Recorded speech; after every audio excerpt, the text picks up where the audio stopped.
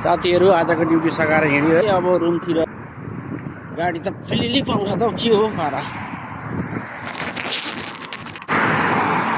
गाडी पनि कति धेरै आउँछ भने नि पार हुने मौकै पाउँदैन। बल्ल मौका आयो मेरो। अब चाहिँ भाग्नुपर्छ त्यो बसभन्दा पहिला। लागिसक्यो त गाडी। ओफ गाह्रो छ नि साथी हो। कता जाउँ त अब? यता जाउँ कि यता जाउँ? भयो यतै जानु पर्यो। आज यताबाट लाग्नु पर्यो। घाम चाहिँ टाउकोमा आए जस्तै भइरहेको छ क्या आज। यहाँ बस्नुपर्छ होला एकछिन।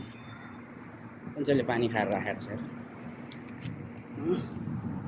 केही क्षणको ब्रेक पछि अब यहाँदेखि लाग्नुपर्ने हुन्छ फेरि रुमतर्फ होइन।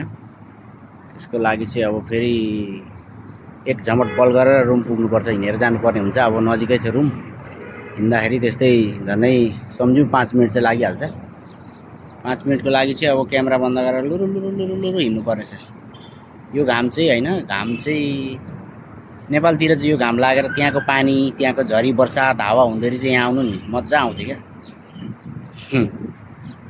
यस्तो छ, गाह्रो छ नि यहाँको त। धन्न यहाँ अलिकति यसो यसले घाम छेल्दो रहेछ र यहाँ बसिएको छ एकछिन। अब चाहिँ लाग्ने हो। ल साथी हो, अहिलेको लागि चाहिँ बाई बाई है।